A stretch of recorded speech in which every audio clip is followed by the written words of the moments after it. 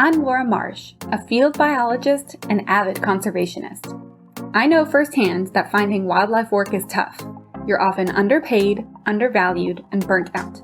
These are the stories and interviews from people just like you to help find solutions to the systemic problems in our industry and bring more equity and justice to the rich diversity of life on our planet. We are shaking up the world of conservation through Nova Conversations. All right, so today on Nova Conversations, I have Danaé. Danaé, am I pronouncing your name correctly? Yeah, that's right. Okay, Danaé Mouton? Mouton. Mouton, oh, my bad. See, this is the first interview where I don't know anything about my interview. Oh, got you. Nice, yeah. So Yeah, Danaé Mouton. It's an unusual name, so no worries. You're not the first, nor will you be the last person to mispronounce it. I am not offended, don't worry. Well, my maiden name was Laura Wadowski, and people. Oh yeah, I bet you got a lot of weird ones. I love that, having a simpler last name, Marsh, like the wetland. Like, that's what I tell people. Nice, yeah. So, suitable for your line of work. Exactly. So, Danaé, tell me a little bit about yourself and how you heard about Nova Conservation and what your story is with field work, what your story is in biology, your background in conservation work, and where you are now. So that's a lot. Yeah. I'll try to do a summary, but yeah, if you have more specific questions, just let me know. Yeah, so I grew up out on the East Coast in North Carolina, and yeah, went to school at UNC Chapel Hill. That's where I went to undergrad and got a degree in biology. UNC Chapel Hill does not really have a very specific wildlife program or ecology-centered program. And when I went into college, I had no idea what I wanted to do. I thought maybe I really liked writing, and so I thought I maybe wanted to do some kind of scientific writing. So I double majored in biology and English, and then I took chemistry, and I was like, hey, I'm pretty good at chemistry, and I feel like a chemistry degree will get me a job that pays a lot of money. And so I switched to chemistry, and then I took organic chemistry, and I realized I really hate chemistry. Oh, no. I'm not good at chemistry. Well, I was decent at it, but I did not enjoy it, and I realized I didn't want a job that paid decent money because I didn't care. I just wanted a job that I loved and a job that would make me happy. And so I started taking some environmental science classes and met with a professor and was like, hey, I'm looking for careers in this kind of field. I want to do something with conservation, perhaps, but I don't really know what jobs are out there or what kind of career I could have. And he said, oh, you should try field work. Do it for a summer, when you're not working, because there really wasn't anything offered at my school that I could do while I was still a full-time student. And so he said, yeah, if you have the ability to during one of your summers, just try out field work, find anything you can, even if it's volunteer and you're not going to get paid, just try it out if you're able to do that. And so I did that, and I guess the summer after my sophomore year of college, I did a volunteer. I helped a PhD research student with her research, and it was an amazing experience. I loved it. The research was in southeastern Arizona during the summer, so obviously very hot, and lots of, crazy rattlesnakes and tons of cacti that want to kill you, and everything there is really it's a pretty extreme environment. And so after being there for that summer and absolutely loving every minute of it, I was like, okay, yeah, definitely this is what I want to do.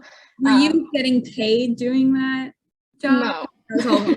No. So luckily I'm super fortunate in the fact that my dad was a pilot, and so I could actually fly out there for free. Wow. Yeah, using his privileges, which was, a big help. And then, the only thing I was really paying for when I was there was food. The PhD student I was working for, she was providing housing accommodations. We were camping mostly when we were in the field, but then she also had an apartment that she would just let us, all the field crew, stay at, so we didn't have to find accommodation on our days off and things like that. So luckily I wasn't wasting or losing too much money doing that, but I was not making any money. So for me, it was mostly just to try to get experience, because I had zero experience doing any kind of field work or anything before then. What exactly did that field work encompass? I mean, you talked about cacti that wanted to kill you, and I'm like thinking like attacking cactuses. Yeah, there's a fun cacti out there called the cholla, also called the climbing cholla, which has these really long needles that have barbs on the end, and so they'll usually start, but you'll walk on the ground. The cactus itself can get pretty huge, but the seed pods have all the spines on them, and they'll fall off and end up on the ground, which is how they disperse their seeds. So it's not their fault; they're just trying to reproduce. But those long spines will get stuck in your hiking boots or whatever, your feet, and they're called climbing cholla because as you walk and your legs kind of brush together, the spines will help it move up your legs until you notice. And the fun part is you don't really notice the spines going in because they're designed to go in really smoothly. So you actually don't usually feel it until you kind of like feel something weird on your leg, and then at that point it's climbed up your leg, and as it climbs the spines go like deeper and deeper into your skin. Oh And my then god. to get them out, the spines have little barbs on the end, so they're designed to go in really easily, but then when you pull them out it's like that resistance of having that little hook that kind of just yanks out lots of skin on the way out. So Oh my real gosh. pleasant experience. So So evolutionarily, that's to get their seeds to disperse to other places. So it's like it's supposed to be sticking into mammals. Is that kind of the gist of why it's attaching to right, exactly, yeah. mammal, basically? Oh, Totally. And the spines are so long, they have to go through mammal fur and stuff usually. So, us as humans, we're just not, we don't have any kind of barrier against them at all. But yeah, so, that was just one of the things out there. But we were studying, or the PhD student I was working for was studying carnivore populations in southeastern Arizona.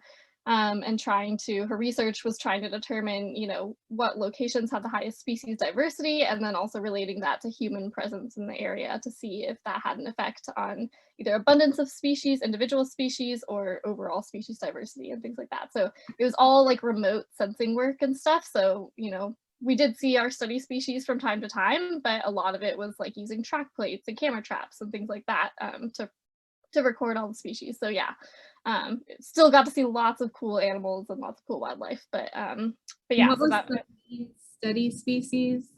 what's that? What was the study species? So it was all carnivores. All so there's 15 species of carnivores in that region of Arizona, and so it was there. It's the region in the U.S. With the highest species diversity of carnivores.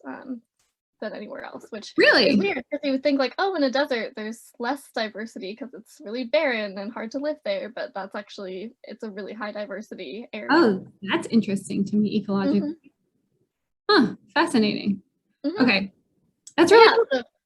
That's kind of where I started out in fieldwork, and then realized I loved it after that project, and just tried to get more experience with animals, with wildlife and in conservation type work, and did another like summer internship the next year while I was still in school. That was paid, but it was a stipend, a weekly stipend that was like $100 a week, which especially where I lived was super remote, so even just driving to get groceries, between paying for gas and groceries, there was not, I was not making money, but I was making enough to pay for food, I guess.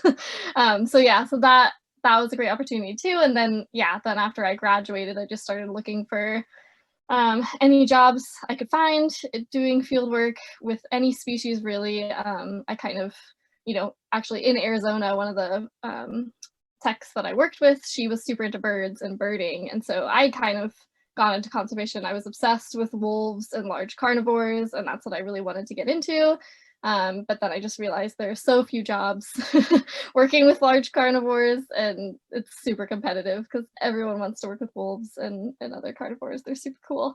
And I just didn't have very much experience. So so I met this woman who I was working with, and she was super into birds, and I was like, yeah, I guess birds are cool. I don't know, like I never really been super into them, but they'd always been around, and I'm like, yeah, they're part of nature. I like birds. And then after I took an ornithology class in college, and that really, I was like, okay, birds are legitimately cool. I love birds. I want to get more into them. So then when I graduated, I was like, hey, there's actually a lot of jobs that revolve around birds just because there's a lot of funding due to like the Endangered Species Act and Migratory Bird Act. So like, the opportunities were more available and I was interested in them. So I kind of switched over to birds and have been doing birds ever since, studying birds ever since. So yeah, started out doing some bird banding projects and then started getting into some endangered species work with spotted owls and then snail kites, and now condors are the California condors are the endangered species I work with now. And yeah, and then just did some bird banding in between those jobs, and yeah, have been with birds ever since. And now I'm working with the largest land bird in North America. So it's come full circle. Yeah. So, okay, so you decided to pursue bird work because you saw more opportunities there. What were some of the ways that you got your foot in the door with bird banding and to get that experience to those other jobs? Yeah, so my first job, my first job out of college was, well, technically my first job out of college was dog walking, because I was applying for jobs and had no money. And so yeah, I was doing odd jobs, doing a lot of dog walking, a little bit of nannying on the side just to make money, while I was applying for jobs, because it took a while to get my first field job. Despite the fact that I did have some field experience, it's like shocking how how much experience you need just to get that first job. So the first job, again in quotes, I got was the bird banding job. I worked up in Nova Scotia, on a couple islands off the coast of Nova Scotia, and again it was volunteer. My housing and food were covered, which was great, so I wasn't paying for that. And we were living on a remote island, so it was impossible to spend money even if I wanted to. So you know, that was pretty great. But yeah, I was not making any money in that job. The point of that job was really for me to get experience, and I'd seen a lot of bird banding jobs on job boards, and I was like, okay, maybe if I can get this experience with bird banding, that'll kind of open doors to other opportunities. And even though it's volunteer, I had been to Nova Scotia once before, and I really love it. Like, my dad's side of the family is all Cajun, who originally their like ancestors way back in the 1700s were all Acadians who lived in Acadia, which is Nova Scotia now. So so I'd been there before on like a family history kind of trip to see some of the like historical Acadian heritage sites and stuff up there. And then yeah, really loved being up there. And so when I saw the bird banding job there, I was like, okay, it's not paid, but it's volunteers working with birds, and it's in Nova Scotia on these islands, which sounds amazing. Like, I was like, okay, maybe it's worth it. It's only for the fall season, so it was a short-term, like 3-month position. And so I applied and yeah, was accepted and flew to Nova Scotia. So yeah, it was an amazing time. I really loved that job. Everyone I worked with out there was so great. They were, you know, because I had zero experience, I was the only one there when I started with zero experience. And so and they knew that going into it, and so they totally, you know, did a great job of teaching me everything, and honestly just like really sparking a passion for birds for me. I mean, I already knew I loved birds, but just like, yeah, getting into birds even more, getting into birding more, and not just banding them but observing them and stuff, and just really fell in love. And yeah, that kind of gave me the experience I needed to apply for other jobs. And I can see how you're on the islands and there's nothing to do, like no bars, no. Like, oh yeah, there's nothing out there. Stuck with a bunch of bird nerds, like of course, like they're gonna fan that flame that you had. Totally.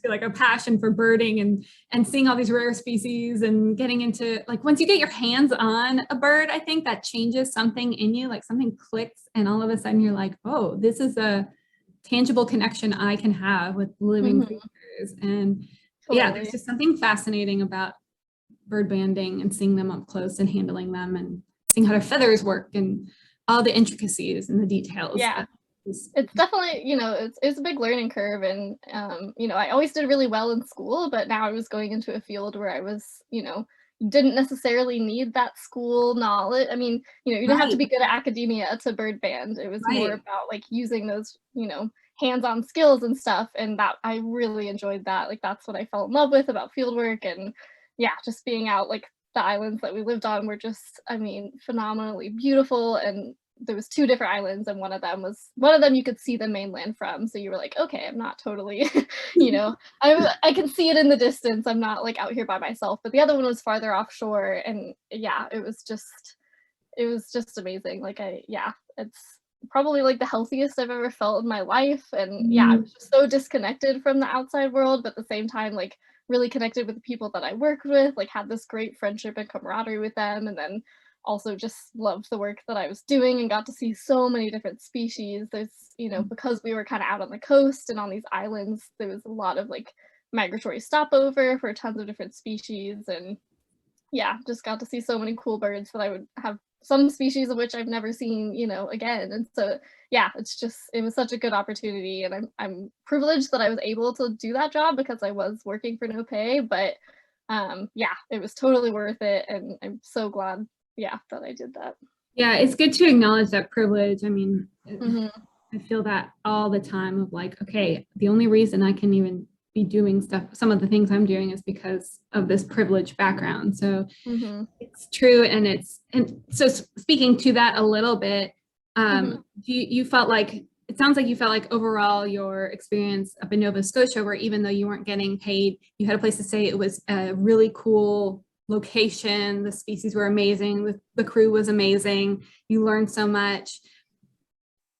Overall, it sounds like it's worth it for Hmm. you to not take pay.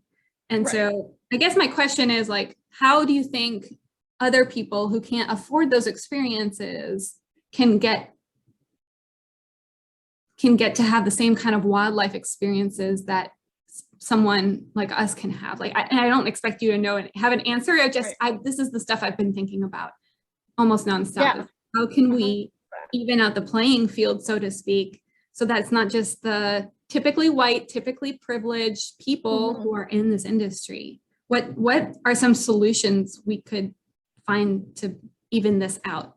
Do you have any Yeah. thoughts on I mean, I think a big thing is just putting the impetus on whatever organization it is to offer some kind of stipend and money for those positions, that even, someone who has no, I mean, like I even had some of a background in field work, I had 2 summers worth of doing, it? conservation kind of field work stuff. And so even though I had zero experience with bird banding, getting some kind of stipend to come out, and or at least, like getting my airfare covered, getting like all expenses paid, which I mean my food was covered, my travel wasn't. And so I mean just getting those kind of taking care of those kind of obstacles, yeah, I think is, even for someone who's like trying to get into the field that maybe has no experience, if they can get an internship or volunteer work, even if it's, they're not getting a salary paycheck, if they're at least getting all expenses paid and they're feeling like they're not losing money while they're there. I mean, this is like a 3-month trip, so it's, and that's not entirely feasible for most people to like have no pay for 3 months, but yeah, at least it's a shorter term thing where it's like, okay, you could do this for no expenses paid and get this experience, and then be able to apply for jobs, that require that experience and that will pay more.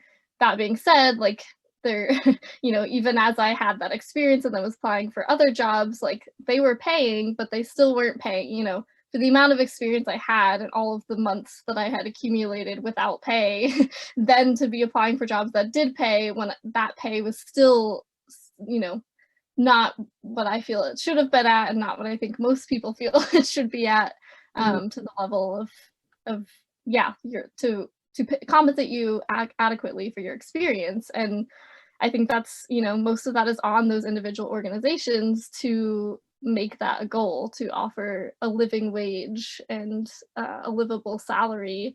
A lot of jobs don't even pay minimum wage for the state that you're in, and they can get away with it. And I don't really know all the legality of how that's possible, but, at least, if you're doing a job, regardless of if you have experience in it or not, you should be at least making enough to cover the minimum wage in whatever region you're working. I mean, that's bare minimum. You're still working, even if you don't have the experience, even if they have to train you beforehand, Right. you're still working. You're still a valuable part of the crew. I mean, even when I was in Nova Scotia, there was a time where it was just me and one other person on the island for an extended period of time. And, if I hadn't been there, I mean, someone would have taken my place, I'm sure, but if I hadn't been there, that's one person trying to run a binning station. That's not feasible. So I was providing, at that point, I basically finished a lot of the training, or like was competent enough in the training to be able to band independently for the most part. And that that was a job I was performing that I wasn't getting paid for. And so I think a lot of that is on those organizations to provide that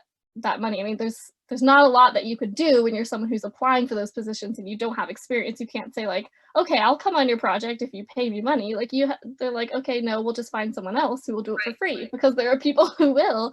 And so it's, yeah, because the industry is so competitive, and yeah, I think a lot of it is putting pressure on organizations to do that. And yeah, I don't know the best way to do that. I think a lot of it is, working from the inside out and, getting to know people in organizations and really pushing for that. Or if you do kind of work up and, attain a higher level position in an organization, then really focusing on that and trying to make it better for the people coming after you. But yeah, and I mean, that's something I definitely, yeah, am really passionate about and want to do. But yeah, from when you are just starting out in the field, it's really hard to to do that on your own. You have no power, you have no influence. And so yeah, I think that's the big thing is they're just organizations recognizing that is a huge need in this field, to pay field workers adequately. Yeah, I think raising awareness in that and talking to organizations about that, making that a priority for them is the goal. And I don't know the best way to achieve that, but that's definitely, I think that's the only way things are going to change for sure. Yeah. That's one of the main goals of Nova Conservation. We're becoming a 501c3 nonprofit, and we're really trying to put pressure on those organizations. So there's like a few different approaches that we can take. Is the top-down approach of like where you pressure the organizations to like hold their workers and hold their stipends accountable. So I'm thinking in ecological terms. There's like top-down pressure and then bottom-up pressure too. So this podcast is going to be not necessarily the top-down pressure, because I know I've talked to a lot of people who run organizations who are like, listen, I don't have any money either. I'm getting paid a separate salary from anyone else. I am running this organization and I'm getting my money from somewhere else, or I'm getting paid less than some of the field techs. And I'm like, oh my gosh, there's no win-win. That's very true too. Yeah. There's just no money. And then it comes back to conservation needs money. So how do we get more money? So anyway, and how do we get the money to go to the best organizations, not these unethical, like, I don't know. So, so this podcast in particular is I hope it will be like this bottom-up approach of like, we have these conversations with the people in the industry and not the leaders of organizations necessarily, although I do want to have those conversations, but this is the people who are trying to break into the industry or just starting out, or a few years into their career, earlier in their careers, and they're trying to figure out how they can make money sustainably in this industry when the pressure is so extreme, because there's so many people here and so few jobs. So the economics don't work in our favor. But if we all have this awareness and these conversations about these traps that you can fall into, maybe we'll start standing up and saying, no, we're not going to accept these jobs. No, we're not going to accept working my butt off and getting no pay. So all of that to say that there are different levels and conditions of when it's so tricky. There are different levels and conditions because everyone wants to get into this industry. So like at what point do you say, oh, only these certain people can get in and these certain people can't, or we should give preference, maybe preferential application or more money or more stipend money to go to these people who have been oppressed all this time. That could be an option, like scholarships and extra funds going towards I think corporate diversity and inclusion and equity and all that. So what were you going to say? I mean, I think too, like there is, obviously I feel that it should be the organizations themselves paying money if they're able to, but you're right, there is a huge lack of funding overall in conservation and science. So that's understandable. The organizations that are able to pay more, yes, they should be paying more. And then also I think, I think it is on kind of our community to be aware that there are jobs that people won't be able to do because they're not privileged, they don't have that privileged background. And so that, that's also something that I think as a community we can do is is raise money. Yeah, whether it's like some kind of fund that, can be started by people who have the ability to, support someone in the field, doing more fundraising and stuff, getting people that are, have affluence or are privileged to, are willing to fund young conservationists to get into the field, like, yeah, tap into that resource and somehow, Yep. yeah, provide some kind of stipend for people, someone who might be like, okay, I really need this experience, they can reach out to some third party organization and say like, hey, I really want to do this job to get experience in conservation, but I can't, it's not going to pay me and I can't afford to live on my own. And this other organization can say like, yeah, but we'll pay you, but we'll basically pay your salary so you can get this experience. And yeah, I don't know if that's the solution too, but I mean, I know that's definitely been done in certain situations, and yeah, I think it's worth it. Or whether it's like paying for someone's housing if they can't, maybe the job's going to pay them, but not enough to afford housing in the area, which is also very common, that like, and their housing's not provided, having a resource to reach out to say like, hey, I'm getting started in conservation. This is the job I want to do, but I need a stipend to pay for my housing so I can afford to do it. And yeah, I think having that as a resource would be super helpful for people coming into the field who, otherwise might be like, okay, I can't do this field at all because I can't even get my foot in the door. Having, and then once you do get that early experience and start to build your repertoire a bit, your resume a bit, then you are able to apply for jobs where you can make a living wage and actually, make enough money to sustain yourself and save money and things like that. So yeah, I think having some organization, some funding resource for people, specifically for people who are just starting out in the field, would be awesome. And yeah, that's also, another way to go at the same problem, I think. Yeah, the need-based scholarship kind of idea, or some kind of need-based, where you show I have a need and here's my passion for this industry, here's what I've done in the past, here's how I volunteered locally, maybe, or well, I don't know. Let's just say, here's how all the ways that I have this need to get into the industry, and here's what I can bring to the industry, and maybe, I don't know. Yeah, it's a worthwhile discussion to have, but it's good to think about solutions. Right. Definitely. There's no easy. So what I've heard you mentioned a few times is just like being compensated, the need to be compensated adequately for what we are trained and skilled to do. And I cannot resonate that enough of like, I am a trained bird bander, I have X amount of years in the field, and if I'm going to take a job bird banding, I need to get paid that reflects how much training and how many years of experience I have. So that is something that is definitely not done in our industry. And it makes sense in some ways, but like if you compare it to like say a McDonald's worker or something, they're trained for a few weeks and then they get paid a base, at least minimum wage salary. And in the wildlife industry, we get trained sometimes for years for a particular skill, and then we don't even get paid minimum wage. So it's like, what is going on? Yeah. In some other ways, it makes sense because of the geographical nuance. Like, I don't want to justify it. I by no means want to justify it and say it's okay, but I can see how this type of system evolved to just be the problem that it is, and that's why we're trying to find these solutions.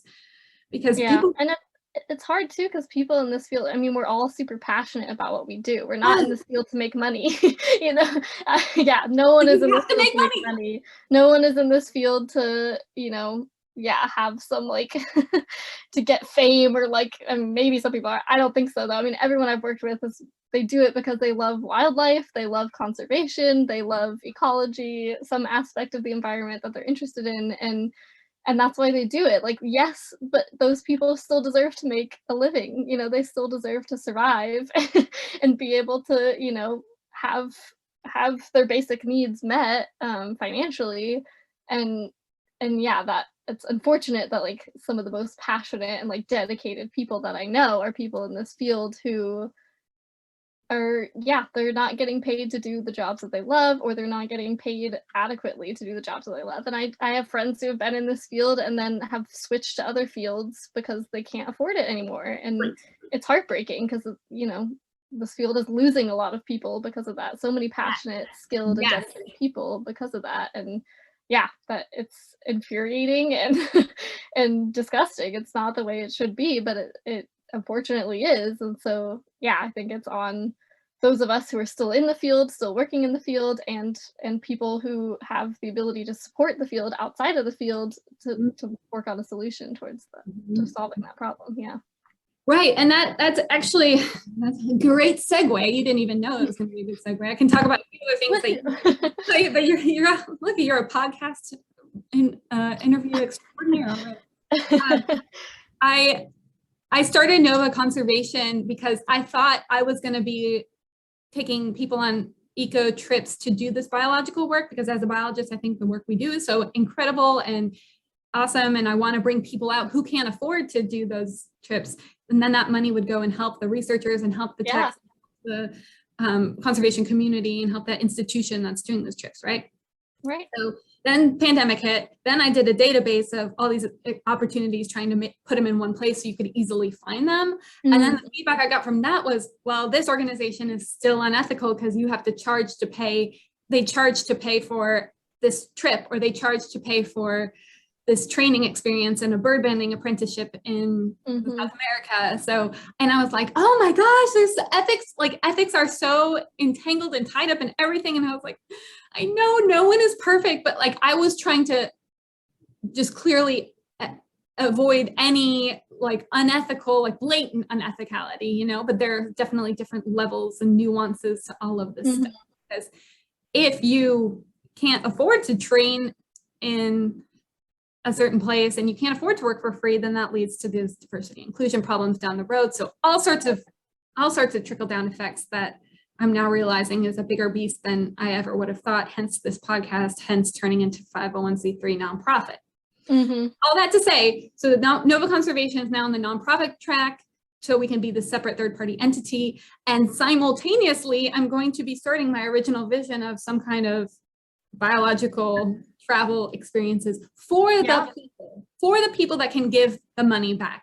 Yeah, I mean, I think that's a great idea. That, I mean, at least in my experience, I've met so many people who have been able to like tag along on a fieldwork day, or who have just told about my work, and they get so amped up about it. Like they're like, oh, it's so cool that you do that. And you know, a lot of them are looking, they're like, yeah, I would support someone doing that, or, you know, they at least are open to it, or I know they're able to support people like that. And I think that is a huge, like, it's really hard, you know, it's hard to envision it unless you're there seeing the work happen. It's hard, you know, someone can describe it to you, but it's not the same as when you're in the field and you run up to a net and you pull out a bird and you're like, oh my gosh, this is a super rare bird. And or it's a recaptured bird from like 10 years ago and it's a super old bird, and you get somewhat excited about it when, you know, they might have no idea what a warbler is or whatever, but you're opening that world to them and they're like, oh, this is amazing. And then when they find out that like they see that you're really skilled and that you're able to do this work, and they're like, wait, you're not getting paid for this? Like what? A lot of people just have no idea, who are not in the field. They have no idea. And so I think a lot of it is kind of reaching out into those other sectors of people who, you know, are environmentalists, but maybe are not like in the conservation field. And so, yeah, they're willing and able to support people, but they just don't know how, and they've never been asked to do that. And I think that's a great point. Yeah. They're willing, but they've never been asked. They would totally give if they were asked. Right. And another demographic to tap into are the people like you were talking about, the biologists who tried to get a job in this field, tried for years, couldn't afford, like just couldn't make it work financially, and then had to get a job out of the conservation or biological community. And I mean, I kind of am that person because I'm like, I'm in it, yeah, but I'm not in the field all the time. So I'm just like, I can't be traveling around with two kids 24/7. And so that's the thing too, you know, I mean, there's people that they are raising families or whatever. They might have health issues that mean that they can't be a full-time field worker or something. And you know, I think this field is for everyone. It's not just for people who are physically fit and able to go out hiking and have no attachments to family or whatever, that they can do it. You know, I think it should be for everyone, and it should, yeah, these jobs should be made more accessible to people who might not otherwise be able to do this kind of work. Yeah, I think that's another big issue too. Yeah, the accessibility piece. And, you know, just going and doing a field job or tagging along for a field job for a week at a time. I can't commit to a few months, but I can commit to a week or two. Mm-hmm. being able to have someone pay for that Yeah. experience.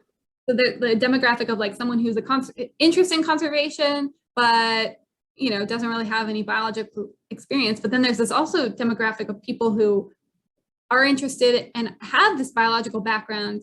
They just can't work in it anymore, but they want to work in it. And so those trips are catered to them, and they can see their money actually going directly back to these projects, which I think would be a really cool connection. Like, maybe I couldn't work in biology, but if I have the means and the finances, I can at least support conservation through this project. So I'm like, that gets me amped up. I'm like, that's totally. Yeah. I mean, yeah. I think a lot of that like conservation money right now is, people are like, oh, I want to support, birds. I'm going to donate to the Audubon Society or something, which is great. But like, if there was that other avenue of like, yes, you can also donate to these organizations, but like, what if you could actually directly support someone in the field trying to, do a research project for the Audubon Society or something, and kind of, direct funding into all aspects of conservation and not just like these big name organizations, which are, I mean, everyone's hurting for funding. It's not like they're just like rolling in the dough, but redirecting those funds to people who like that could change their whole life, that could make them able to have a career in this field long term. And I mean, it's amazing to work in this field, and I want that opportunity to be more available to people who otherwise wouldn't be able to be in this field, because it's totally worth it. Like, yeah, you're never gonna make a ton of money, but if people can at least make enough to like live off of and pay their bills, that's like that. I mean, that seems like such a sad goal that like that's not reality, but that, I mean, that is the goal. It's just pay people enough to be able to pay their bills, buy food, get their bare necessities met, and everything else is the job. Everything else, I mean, at least for me, that's all I need in life. I need to pay my bills, I need to buy food to eat, and otherwise, like, I'm totally happy being in the field all the time. Like, that's, I don't need other material things. I don't need, to accumulate wealth. It's mostly just having your basic needs met. Like, that's the bare minimum, and that's all I think a lot of people in the field are asking for. Yeah, and that's even so hard to get, which is just exactly insane. Yeah, totally.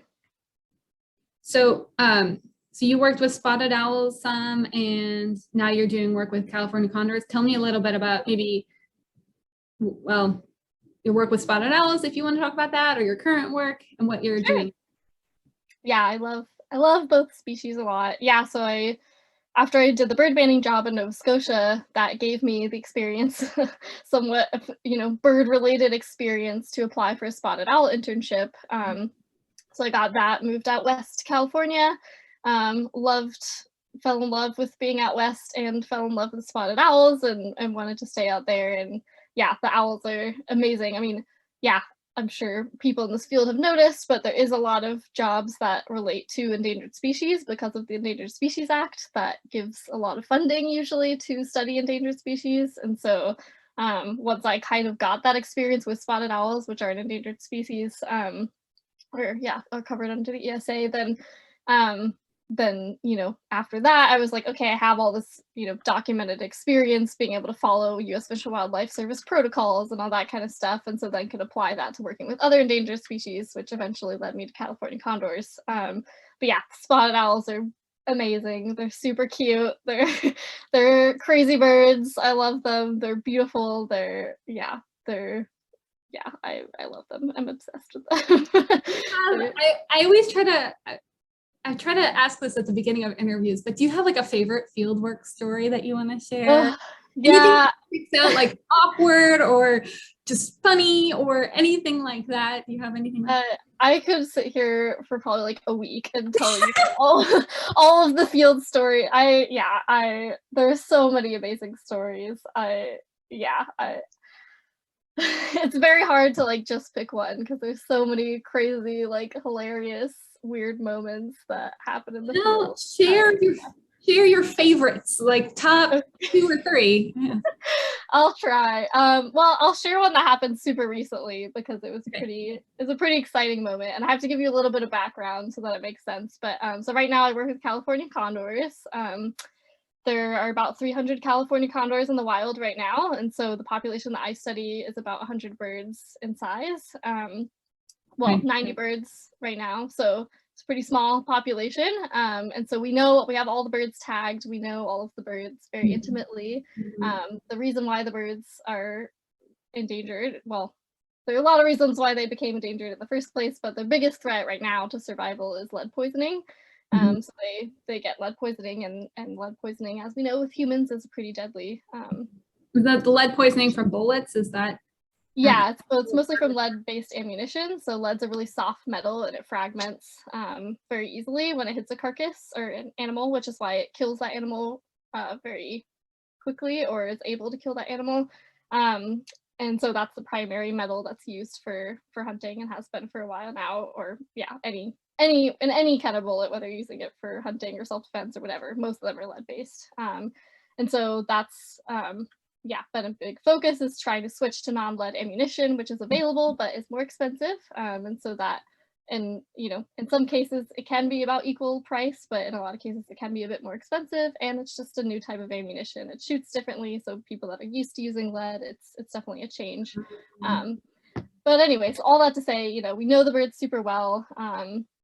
And there's one bird in our flock in particular who we call affectionately, very unofficially, he's our white whale, because we only see him usually once or twice a year. He just does not come to any of our camera trap sites, any of our bait sites. We try to trap all of our birds at least once or twice a year to test them for lead poisoning and to change out. We have transmitters and GPS tags on them to keep track of them. And so he is a bird that is usually only seen once or twice a year, and has only been trapped once in the past 10 years. Wow. Five years ago. And I just got super lucky, and this was Saturday, so 2 days ago. I was up at one of our bait sites, and he showed up, and I trapped him. So it's hard to for people that don't know the birds as well as we do, it's like really hard to communicate how exciting and like adrenaline inducing that was. But yeah, I mean, he's a bird that just is never around, and to see him, for him to be there, I was already freaking out. And then as soon as he went into our trap, which we bait with food so that we can lure them in to trap them, as soon as he went to the trap, I was able to close the trap, and just had a total like nerd freak out moment. So yeah, super exciting. So we're gonna handle him this Wednesday, so I'm super pumped to That's awesome. All of his tags are super old, so we're gonna replace all his tags, give him a new GPS, new transmitter, so that we can keep track of him. And it's just super, super good feeling. So that was a particularly awesome.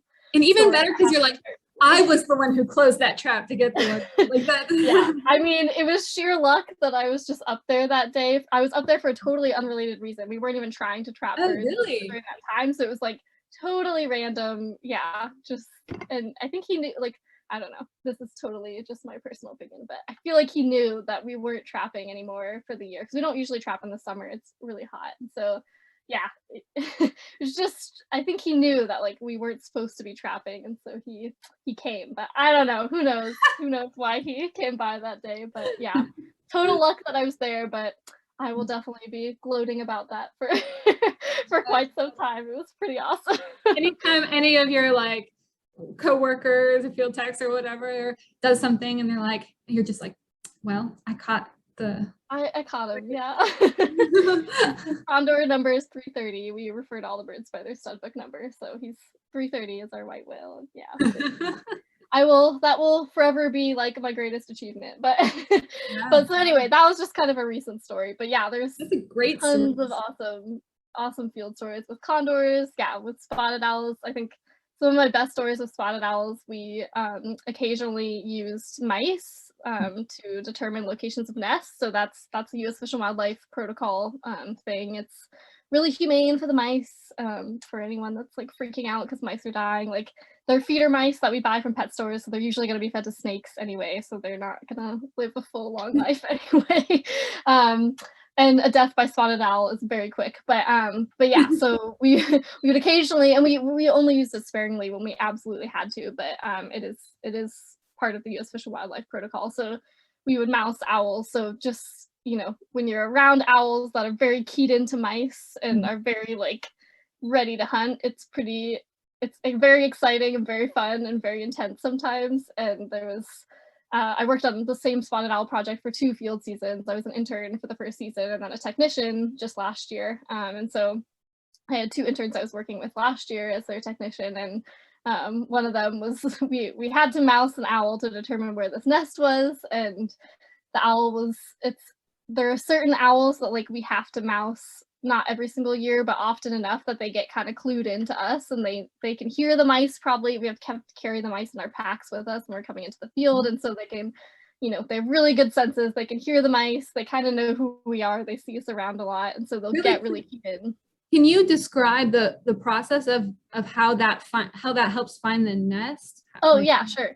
Yeah, so by putting a mouse out, if the owl takes the mouse, usually it's the male owl that will be grabbing the mouse if there is a nest, because the female incubates. So the female is on the nest, the male will take the mouse, and then usually if they're nesting, he'll just take that mouse straight to the nest, because he's constantly hunting to provide food for the female and for the young chicks and stuff. So yeah. You will leave the mouse near where you think the nest is going to be. And then sometimes. So you have to find the owl first. So that in itself is a challenge. If you find a single owl by itself and you can't find a mate around it, then it's potentially has a nest. And so depending on, there's a lot of different things that go into making that decision, but if you are going to mouse, then you put out a mouse for that single owl. Sometimes it flies to like the next tree over and, oh look, there's the nest. Before that you would do like a really thorough visual search in that area to try to find the nest just on your own without using mice, and usually you can. I'd say like 9 times out of 10, but there's some nests that are just, there's no way you can see into them. They're impossible to find. Or the alternative is they're super far away. And so you offer a mouse to this owl that's sitting there, and then it just flies with the mice. So then your job is to chase the owl, run as fast as you can, which, you're running over like very steep terrain, because spotted owls love very steep terrain. That's where they nest usually. So you're like, sprinting after them, sliding around, crawling up and down drainages, trying to chase this owl, not lose sight of the owl, because you gotta see where it goes, and then see if it goes to a nest, and try to figure out then afterwards try to figure out how you can see into that nest to confirm that there's a female in there. But yeah, so it's sometimes it's very straightforward, and there have been times where the owl just takes the mouse and just starts flying, and it's like, oh shit, here we go.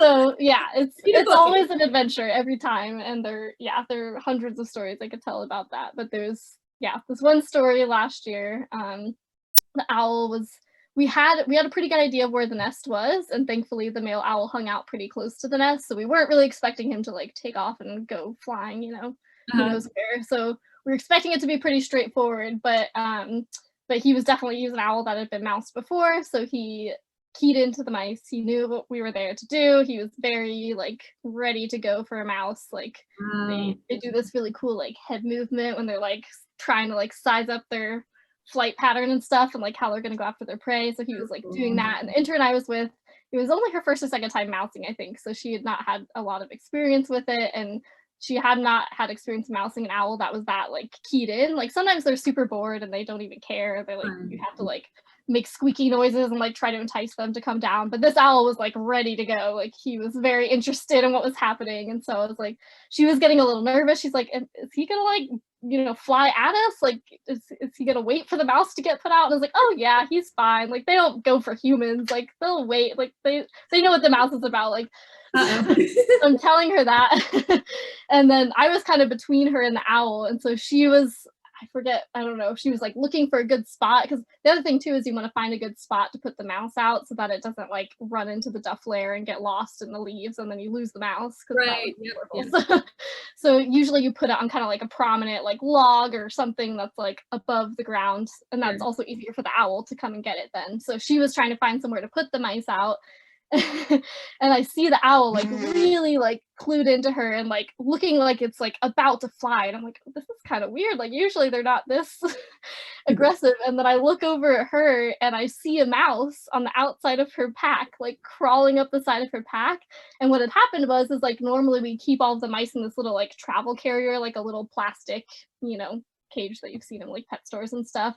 Only like when we're actually hiking out to use them. Otherwise, like they're in a bigger cage altogether and have a lot of amenities. But when we are taking them into the field, we have to put them in something small, so they're in this little carrier. And what had happened was like the lid hadn't gotten totally shut on her carrier, so it opened up. The mice were just loose in her pack, and one had made it out of the pack and was like climbing up, and the owl definitely saw the mouse. So she's like looking down, not paying attention, and I just see this owl like go for her pack, because it sees the mouse. So I don't know, I yelled probably a lot of expletives, and she heard me and like ducked quickly, and the owl just like, it swooped near her. It wasn't gonna actually go for her, but it was trying to get the mouse, and then realized that like she was moving and the mouse was moving, so it couldn't get it. But it dove at her, like stooped pretty low, and then landed like a couple feet away in a tree. And she was like, holy shit, we were freaking out. And I was like, okay. So I was like grabbing the mice off her pack and like trying to put them back in the carrier. Meanwhile, the owl's like looking like it's ready to go again. I'm like, oh God, this has never happened. I'm so sorry. So everyone was fine, but it was pretty hilarious. Like a kid like rushing for candy that's like falling out of a candy store. The kid's like, I'm gonna get all the candy. And you're like, wait.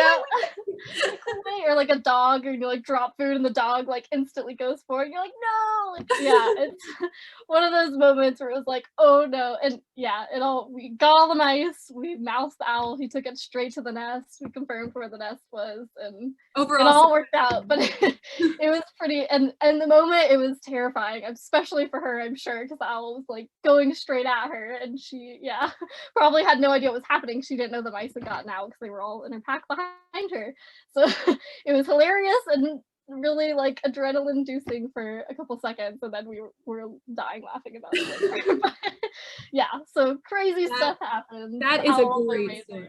That is awesome story. You get to see them up close like that, and get to see them like hunt prey and stuff. It's really cool. And we don't do it often because we don't have to usually, but when we do it, it's pretty cool, and usually we're able to use that to find nests and things. So it's useful. It has a purpose, and that's a very cool thing to experience. I almost wish sometimes like we all as field techs and biologists would just like have GoPros attached to us. Imagine getting that on film. Like I've totally had that conversation with so many people. And I mean, yes, it'd be cool to have the GoPros on you for all the cool stuff too, but also for like all the times where you're like, whoops, I just like fell down this 20-foot drainage, like good thing I'm fine, or like clumsily like stumbling through rough terrain, or like, getting stuck in cacti, or like, all the other things that happen when you're in the field, or like you're like, oh man, I wish like this is embarrassing and horrible, but like I wish this was on video somewhere, like, have all those experience documented. Yes. And that brings up a good point too, as I kind of start to wrap up. I think like there's so many amazing experiences we get working with wildlife, and the cool stories that you get, and just the hardcoreness of being out in the field all the time. And you get to encounter nature up close and personal. So, but it's not always as great and awesome as it sounds. Like you have a ton of challenges, including slipping down steep mountainsides and falling into the water, and snakes and cacti. I keep saying the plural of cacti like I'm saying that like octopuses is supposed to be octopuses, but cacti plural is cacti. Anyway, so there's just so many challenges that come with fieldwork, and I think in some ways it's good, and I say this with a grain of salt and a lot of nuances and asterisks, but it's good to volunteer first in fieldwork to see if you even like it. Like there was a girl who I was working with on a project, and she had just signed up to be a master's student for some related herpetology project. And she came out in the field with us when we were doing cerulean warbler stuff, and she hated it. Like she was hiking all around. Like I was trying to coach her, like have a positive attitude. Like this is just field work. It's just what you got to go through. And she left the master's program the next day. Like if she had volunteered, maybe she could have been like, oh, I actually don't like field work, and I don't want to do this all the time. So it's not for everyone. So it's good to like know, and maybe that's a way that the community can raise awareness, is like by hopefully narrowing down this pool of applicants. So like it's really the people who really want it, who are going to be in the field and who get the money that's afforded to them, not like someone who's like, I want to play with animals all the time. Well, that's not what it is.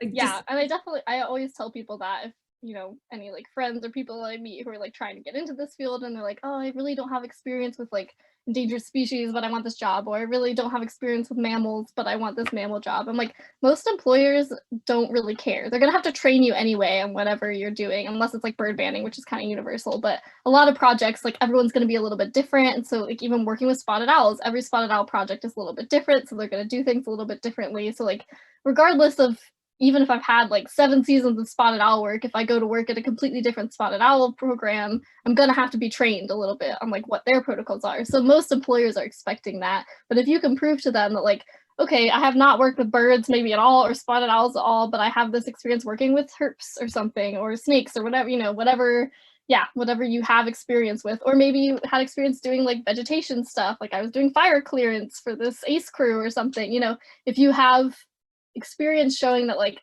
I can be outside in really like variable weather, like super hot or super cold or whatever, super crazy conditions. I hiked 10 miles a day, I was carrying a 50-pound pack or whatever. Like that kind of stuff is what shows employers like, okay, you're positive, you know what this is going to entail, like you're totally willing to put in the hard work and do a lot of the difficult work. And it is like there's so many great stories and like so many awesome stuff, but there's so many days where like I was surveying all day and I never saw a single owl or whatever it may be. Like there are a lot of, or with condors, like we bait our sites with dead cows, so like you have to be comfortable hauling around dead cows and like cutting dead cows up. Like that's not super glamorous and it's not, that's not fun, it's not like the best part of the job. But if you're someone who's like able to do that and also do it with a positive attitude and love doing that because you understand that's what conservation is, then like that to me, and I think to a lot of employers, is like way more important than saying, okay, I have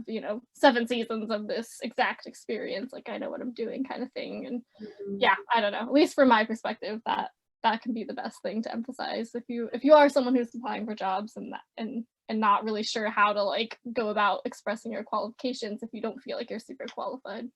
right. That's a great point. You can hack it. You can hack it. Mm-hmm. You can make it, and Exactly. you can have a great attitude through whatever they throw at you, Mm-hmm. whether it's hauling dead cattle or sitting still for hours on end where nothing happens. Because Mm-hmm. that's a lot of Totally. biology. Mm-hmm. Well, Danaé, is there anything that you'd like to add? Any final thoughts about, I don't know, like just this whole system, this whole ecosystem that biologists have created, and it has inadvertently led to exploitation and traps of falling into pay to work schemes and all that crap that we're trying to get rid of. Mm-hmm. Any final thoughts, or I don't know?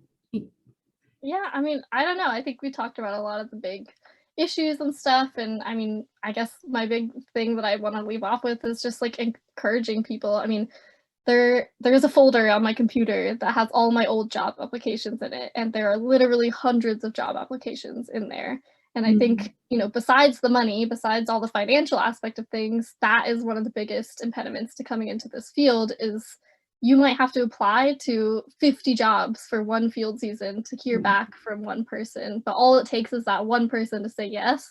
That gives you that experience that then leads to the next job and leads to the next job. And so I think that was really hard for me coming into the field, even with the, I had a little bit of experience, but it took me months to get my first field job. And that was something that I hadn't really totally been anticipating. Like I was like, oh, I'm qualified and I have some experience. Like people are just going to want to hire me. And I was applying to jobs where, there were probably hundreds of other people applying to that job that had way more experience than I did. And so I think it can be super discouraging. I definitely went through a period where I got pretty depressed because I was like, I don't think I can do it in this field. I'm a smart person. I have some experience. Like I should be able to get these jobs, and I just wasn't. And so I think, it can be super discouraging, A, from the financial aspect of it, where you're not getting paid a lot, and B, because it's just so hard to get the jobs, even that aren't paid, that I think, yeah, that was something that I really struggled with getting into this field, and that, I really just want to reach out to everyone who's in that position and is applying for all these jobs and is hearing back no's, or sometimes hearing back,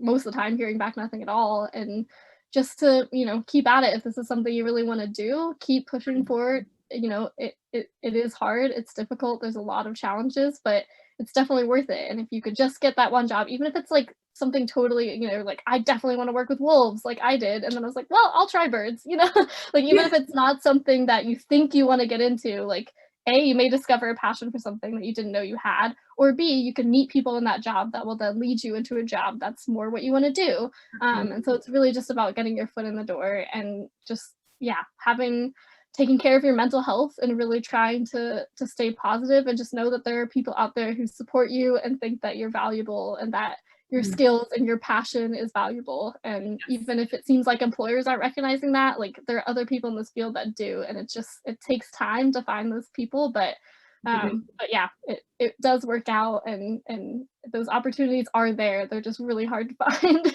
and that sucks. And I'm sorry, but like we got this. Like we just got to keep pushing through and get over that hurdle. And yeah, just keep applying to jobs. Even if you're hearing back no's, just keep doing it, keep going for it if that's what you want to do, and find other jobs to work in the meantime. That might be the case, but yeah, if that's really your dream, like it's totally worth it to push for it and go for it. The rewards are amazing, even if they're not financial. There are other rewards in life that totally about the money. That's really good encouragement, because sometimes I talk to people and I will feel like I'm being so negative, like, it's so hard, but I just want people to know what they're getting into when they, totally. I want this. I'm like, do you really know what this entails? Like really? And how hard are you willing to work for it? Because it's doable. It's a reachable goal. Like you can get there, but you're going to have to move a lot, and you're going to have to apply for positions and never hear back, and you're gonna have to work for free, which sucks. And that's just the way it is right now, and hopefully the system will change, and hopefully we can find more ways to get money to conservation, but that's just how it is right now. How it should be, but exactly. Yeah, totally. Thank you so much, Danaé, for being on here. It was a joy to hear your stories and just to hear your progress through all that, how you changed from carnivores to birds. I think that's really encouraging to hear that it's okay. You know what I mean? Like give yourself the freedom. And if you really want carnivore, like I have a friend, Kelsey, who is pursuing carnivore work, and she got the position after years and years of trying. Yeah. It's doable, but it's also like the allowance to try other things. And it just depends on what your plan is. For me, like I'm totally, now I'm like happier working with condors, I feel like, than I ever would have been with wolves. Like I found a work that I didn't know I would have loved, but I think that's just, that's been the big thing for me, is like just being willing to like try new things and go for things even if I didn't think originally I would like them. And there's also been jobs I've had where I thought I would love it and I didn't. So it's it's like you just try those experiences, apply to everything you can, and figure out what you want and don't want. And like if you're passionate enough about it and push for it and are willing to put in the hard work to get there, like you said, like there are opportunities. And like if I really wanted to work with wolves and like kept going on that track, I think I could have made it happen. It's just that I shifted my focus to a different passion and started going a different way. And I'm I don't regret any of that. Like I'm so happy where I ended up, and I'm loving what I do. But it's definitely it's one of the things of being a part of this field, is like you just find all these new things to be passionate about that you didn't know about, which is also awesome. Overall wise, you get to do biology and conservation and work outside, and whether that's with a carnivore or with plants or with California condors, you get to do that passion. That was more important than the actual species sometimes. So exactly, totally. Happened. Well, your story is fascinating. I loved it. I love talking with you. I love meeting you. Heck, like nice no, it was super awesome. It's really great to just talk to a like-minded person who's in this field and knows what it's like and is trying to raise awareness of some of the big issues that myself and so many others are facing right now. Like that, it's really important work. And I'm so happy to like get your email and hear that like there was someone out there who's like trying to raise awareness on these issues, because from my perspective sometimes it can seem like there isn't really anyone who cares or anyone who's doing anything about it. And I'm very happy to like be a part of that and be a part of that mission. It's super awesome. And Yeah, I wish you the best of luck and keep me posted on all your future future developments. It's so awesome. Thanks so much. It was a pleasure to meet you, and good luck with the rest of your field season. What day, or what's like time of year does your field season end?